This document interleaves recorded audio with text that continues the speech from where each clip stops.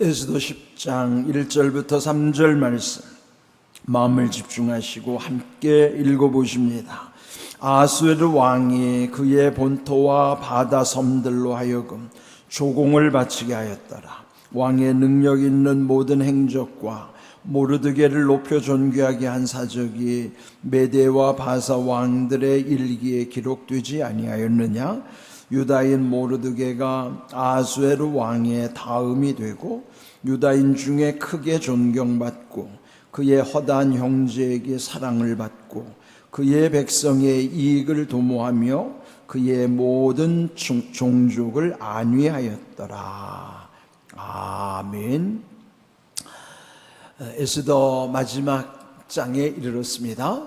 오늘 10장에 보면은 비교적 짧죠. 3절까지 되어 있는데, 우리 이제 이 에스더 전체를 놓고 보면은, 물론 이 성경의 이름 자체가 에스더서인 것은, 여기 에스더라는 인물이 당시 페르시아 아수에르 왕의 왕후가 되었던 유대인 에스더라는 여인의 이름이죠.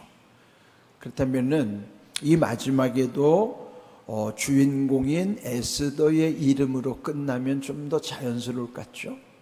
그런데 오늘 읽은 대로 보면 이 마지막에 강조되는 인물은 단 한 사람, 그 이름이 바로 모르드게입니다. 이 모르드게는 왕후 에스더의 사촌 오빠, 그러나 워낙 나이 차이가 많으니까 모르드게는 에스더를 사촌 여동생이지만은 딸처럼 키운 거예요. 그래서 에스더는 이 모르드게를 아버지처럼, 그러니까 그 일찍 부모를 여의었기 때문에 그 사촌 오빠 밑에서 그렇게 이제 자라나게 된 것이죠. 그런데 이 에스더를 잘 키웠고, 신앙으로뿐만 아니라 한 나라의 왕후가 되려면은 갖춰야 될 게 얼마나 많겠어요?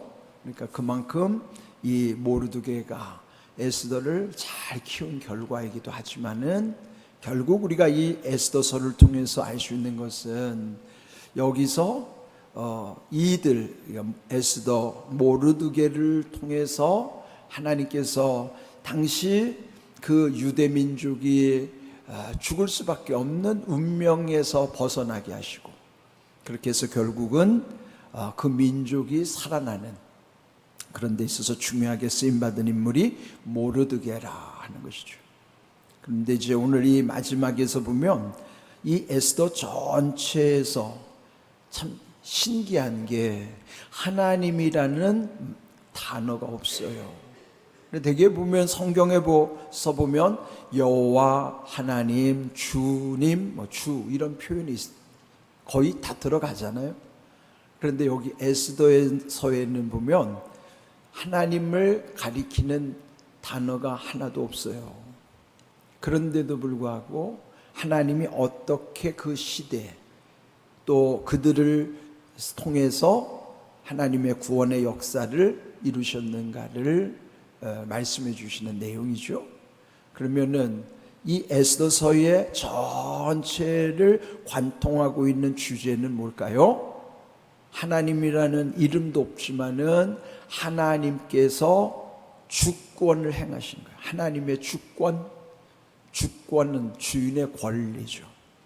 주권, 주인의 권리라는 것은 주인은 마음대로 할 수 있는 권리가 있는 거예요. 뿐만 아니라 그 모든 과정을 하나님께서 다스리시는 이치, 그것을 섭리라고 하는 거예요. 섭은 다스릴 섭자고, 리라고 하는 건 리치, 이치를 말해요. 그러니까 이 에스더서 전체 주제를 하나님의 주권과 섭리, 이렇게 딱 정리를 할 수가 있어요. 비록 하나님이라는 용어는 전혀 없음에도 불구하고 하나님의 주권이 드러나고 하나님의 섭리가 이 속에 흐르고 있다고 하는 것이죠. 세상의 역사도 그래요. 세상에는 하나님을 알지도 못하지만 믿지도 않는 사람들이 훨씬 더 많죠. 그래도 이 역사를 하나님께서 주관하고 계시나요? 또 다스려가고 계시나요? 그때나 지금이나 또 이 세상이 끝나는 날까지 결국 하나님이 창조하신 세상을 방치하시는 것이 아니라 하나님의 주권 가운데 하나님이 다스리시는, 여전히 우리의 삶 속에도 하나님의 주권과 섭리가 우리 가운데 있다 하는 사실을 그걸 믿는 거예요. 그래서 여기 오늘 이 마지막 모르드게를 통해서 하나님이 나타내시고자 하는 뜻이 뭔가? 우리 1절을 보실까요? 아수에르 왕이 그의 본토와 바다 섬들로 하여금 조공을 바치게 하였더라. 그러니까 이 페르시아 제국이 앞에서 본 대로 여기 인도로부터 저 아프리카에 있는 지금으로 말하면 에티오피아까지, 그러니까 아시아로부터의 이 아프리카에 이르는 방대한 영토를 앞에서는 127지방, 옛 성경에 보면 127도라고 그랬어요. 그러니까 그 어마어마한 광대한 제국이라는 것은 여러 나라들을, 제라는 게 여러 제자거든요. 그러니까 제국하면은 한 나라가 아니라 여러 나라를 다스리는 큰 나라를 제국이라고 그러는 거예요. 그런데 그 당시 페르시아 제국이 127도에 이를 정도로 광활한데, 그럼 왕이 혼자서 그걸 감당을 못하죠. 그런데 조공을 바치는 것이 당연한 것이지만 왜 여기 굳이 조공을 바치게 하였더라 하는 것일까요? 그는 조공을 바치는 것이 아주 잘 이루어졌다는 얘기죠. 그렇게 하려면은 왕이 혼자서 해서 되는 게 아니라 그 밑에 수하의 사람들이 부정부패를 일삼지 말고 또 왕의 명을 잘 따라줘야만 모든 나라들의 조공이 잘 들어올 수 있는 거예요. 그렇지 않으면 중간에 착복하거나 부정부패로 다 흩어져 버리면 나라의 기강에 설 수 없는 것이죠. 그렇게 127도의 모든 그 다스리는 곳에서의 조공을 잘 바칠 수 있게 된 것이, 그게 누구의 공인가? 결국 2절을 보시면 왕의 능력 있는 모든 행적과 모르드게를 높여 존귀하게 한 사적이 메대와 바사 왕들의 일기에 기록되지 아니하였느냐 그랬습니다. 여기 보면 당시에 그 아수에르 왕의 능력 있는 모든 행적, 이 아수에르 왕은 그렇게 좋은 왕은 아니었어요. 폭군이고 또 전임 왕후를 갈아치울 만큼, 그 뭐 왕후가 이제 자기 마음에 안 든다고 왕후를 그렇게 갈아치운다는 게 쉽지 않잖아요. 그만큼 아주 그 독한 왕이죠. 그럼에도 불구하고 그 왕의 능력 있는 모든 행적뿐만 아니라 모르드게라는 사람을 높여 존귀하게 했다는 그 업적, 이 아수에르의 그 치적, 좋은 일들과 그 중에 하나가 모르드게라는 사람을 높여 존귀하게 한 일을 그 일기에 바사왕, 메대와 바사왕이라면 당시에 그 역사에다가 기록을 해놓았다 그러는 것이죠. 그러면서 그 왕의 행적이 중요한 게 아니라 이제 3절에 모르드게에 관한 내용으로서 이제 3절에 마무리를 짓고 있는 거예요. 유다인 모르드게가 아수에르 왕의 다음이 되고 유다인 중에 크게 존경받고 그의 허다한 형제에게 사랑을 받고 그의 백성의 이익을 도모하며 그의 모든 종족을 안위하였더라. 근데 여기서 보면 이 모르드게를 높여 존귀하게 했다는 거예요. 그런데 그 높여 존귀하게 됨이 어디까지라는가 하면 3절에 아수에르 왕 다음에 이르렀다. 그는 어떤 뜻일까요? 왕 다음에 제2인자로서의 권력을 갖고 있는 거예요. 옛적에 그 자리는 누가 차지하고 있던 것이죠? 이 모르드게를 죽이려 했던 하만이라는 사람이 그 자리를 차지하고 있었어요. 그런데 이 하만은 악을 도모하다가 결국은 발각돼 가지고 자기가 죽음을 당하고 그 자리를 대신해서 모르드게를 높여준 거예요. 그러니까 이미 전임자 하만이 제2인자로서 결국 왕에 의해서 또 그도 죽임을 당하는 거예요. 제2인자라는 것이 어떤 자리인 줄 알죠? 왕 다음에 일반 백성으로는 최고 높이 올라갈 수 있는 자리임에도 불구하고 언제든지 그보다 높은 왕에 의해서 죽임을 당할 수 있는 자리예요. 전임자 하만이 그리했으니까. 그러니까 교만하면 죽는 자리예요, 그 자리가. 그러니까 여기에 왕의 다음이 되었다 하는 것은 하나님이 높이실 대로 다 높이신 거예요. 왕 다음의 자리는 사람이 갈 수 있는 최고의 자리까지 하나님께서 높여 존귀하게 했더라. 그러니까 높여 주시니까 존귀라고 하는 건 뭘까요? 높음으로써의 아주 존중받고 귀하게 여김받는, 존이 존중이라는 뜻이고 귀는 귀하다는 뜻이잖아요. 그러니까 높이 올라간다고 되게 존귀하는 것도 아니에요. 되게 고위층에 있는 사람들이 존중을 받거나 귀하게 여김을 받는 경우가 쉽지 않아요.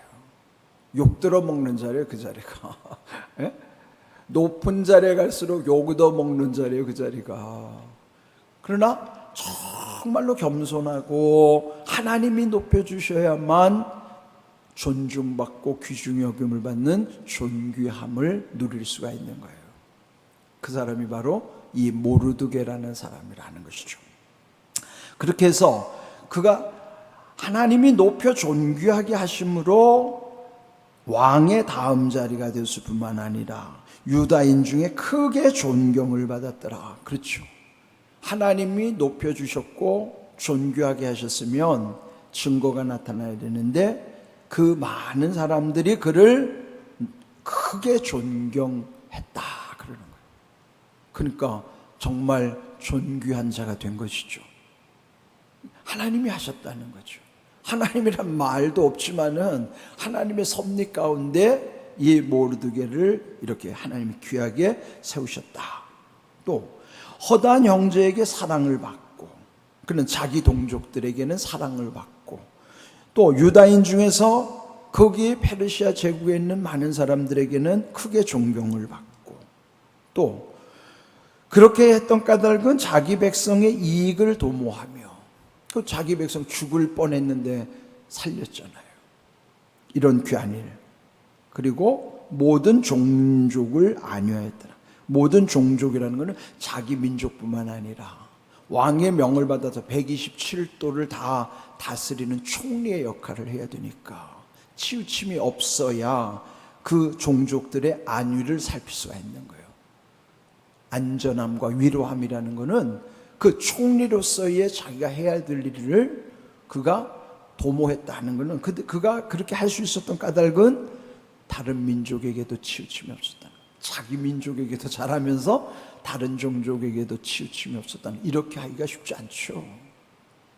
다 어떻게 된 거예요? 하나님이 높여주시니까 존귀한 자로서 크게 존경을 받았을 뿐만 아니라 또 자기 형제들에게는 사랑을 받고 또 그 자기 백성의 이익을 도모하심에도 불구하고 다른 종족들에게도 안위할 수 있는 일을, 그러니까 이렇게 온전하게 감당하는 것은 하나님의 은혜 아니고는 불가능한 거예요. 이 모르드게의 총리로서의 역할을 떠올려 보면은 그 위기 상황에서 하나님이 크게 들어쓰신 총리가 있어요. 누구죠? 요셉이라는 사람. 요셉도 그가 팔려갔던 사람인데 애굽에서 모진 박해와 고난과 그 고통을 다 이겨낸 다음에 17에 팔려가지고 30살에 애굽의 총리가 되는 것도 거기에 흉년의 7년의 흉년과 또 7년의 풍년이 든 다음에 7년의 흉년이 들 거라고 하는 미래를 내다보는 하나님의 꿈을 풀어냄으로써 그 왕도 이 요셉의 지혜로움을 알고 그를 총리로 발탁을 한 거예요. 그러니까 그 팔려갔던 요셉이 그 나라의 2인자가 된 거예요. 왕 다음의 자리.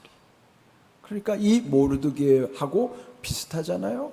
하나님이 그를 크게 존귀하게 하시니까 그 많은 그 당시 애굽이라고 하는 거대한 거기도 큰 나라를 다스릴 수 있는 이런 귀한 역할을 하게 된 것이죠.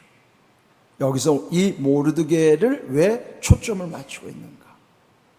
결국 이 모든 이 에스더서의 중요했던 사건은 그 민족이 죽을 뻔했던 것도 사실은 모르드게 때문에 생겼던 문제죠. 모르드게가 제2인자 하만에게 무릎도 꿇지 않고 절도 하지 않으니까 그것을 괘씸하게 여겨가지고 그 모르드게뿐만 아니라 그 민족을 아예 다 말살시키려고 했던 그 악함이 결국은 하나님의 은혜 가운데 반전이 되는 것이죠. 그때 이 모르드게가 이 에스더에게 그 사실을 알리고 또 둘은 금식하면서 그럴 때 모르드게가 이 에스더 두려워할 때 왜 왕이 부르지 않을 때 나가면 큰일 나는데 그 오라비에게 금식을 사흘 금식을 요청한 다음에 그리고 그때 오라비가 한 말이 마음에 꽂힌 거예요. 그게 뭐죠? 네가 지금 왕후가 된 것이 이 때를 위함이 아닌 줄 누가 알겠느냐? 이 때를 위함이 아닌지 우리도 늘 생각해야 돼요. 지금 우리에게 주어진 형편이 이 때를 위해서 하나님 무엇을 예비하시는가를 기억하는 것. 그래서 에스더도 아주 비장한 각오로 사흘 금식한 다음 말하기를 내가 죽으면 죽으리이다. 왕이 앞에 가서 혹시 죽을지도 모르지만은 목숨을 걸고 담대하게 죽으면 죽으리라. 이 에스더서에서 아주 명언이 두 개 아니겠어요? 예? 이때를 위함이 아닌가와 모르드게가 한 이때를 위함이 아닌가와 에스더가 응답했던 죽으면 죽으리이다. 그리고 이 결론이 결국 이 마지막에 그렇게 문제의 발단이 됐던 이 모르드게를 하나님이 크게 존귀한 자로 오늘 제목처럼 높여 존귀하게 하심으로 말미암아 크게 존경을 받았고 그런 이인자로서의 그러나 위험한 자리임에도 불구하고 하나님이 함께 하시니까 그 자리가 얼마나 빛나는 자리가 되는지. 되게 높은 자리 가가지고 무너져가지고 망하는 사람들이 적지 않아요. 그런데 이렇게 모르드게는 그렇게 크게 올라갔어도 교만하지 아니하고 그런 건 뭘까요? 위에 왕이 있다는 것보다 더 중요한 건 그 위에 진짜 왕이 있는 거예요. 그 진짜 왕이 누구예요? 오늘 우리의 왕이시기도 하고 세상 모든 왕들보다도 높으신 만왕의 왕이신 하나님이 우리의 왕이라는 말이죠. 그러니까 우리 위에 늘 왕이 계시다는 사실을 알면 그 만왕의 왕이신 하나님 두려움 가운데 겸손할 수 있는 거예요. 그런 믿음 안에서 모든 일을 행할 때 이 에스더 전체를 통해서 말씀을 한번 요약해 보자면 어떤 의미가 있을까요? 로마서 8장 28절 우리 너무 좋아하는 말씀인데 함께 읽어봅니다. 우리가 알거니와 하나님을 사랑하는 자 곧 그의 뜻대로 부르심을 입은 자들에게는 모든 것이 합력하여 선을 이루느니라. 자, 이 에스더 전체 시작으로부터 과정의 끝에 이르는 결과가 결국 하나님을 사랑하는 이들을 통해서 그 고난의 역사들이 합력해서 다 힘을 모아서 결국은 선을 이루었다는 거예요. 결과가 좋았다라는 거죠. 하나님이 선한 결실을 맺게 해주신 것이다. 그는 우리 뜻대로 되지 않아요. 그 비결이 뭐예요? 하나님을 사랑하는 자일 때. 하나님 사랑한다는 게 말로만의 사랑이 아니고 정말 진심으로, 그 다음에 성심으로. 성심이라는 거룩한 마음이죠. 진심이라는 거짓 없는 마음. 그 진심과 거룩한 마음, 성심으로 그렇게 살면 우리들의 삶 자체가 태도가 달라지잖아요. 태도는 엉망이면서 말로만 그걸 위선이라고 하는 거예요. 우리는 그 자기 삶의 태도, 모습 속에서 정말 하나님을 두려워함이 있어야 되는 거예요. 그의 표정 속에서나 말 속에서. 그래야 하나님을 사랑하는 증거, 그를 통해서 비록 과정에 고난은 있다 하더라도 결국 선을 이루게 하시는 것이죠. 또 잠언 3장 4절을 말씀 함께 읽어봅니다. 그리하면 네가 하나님과 사람 앞에서 은총과 귀중히 여김을 받으리라. 모르드게가 그랬잖아요.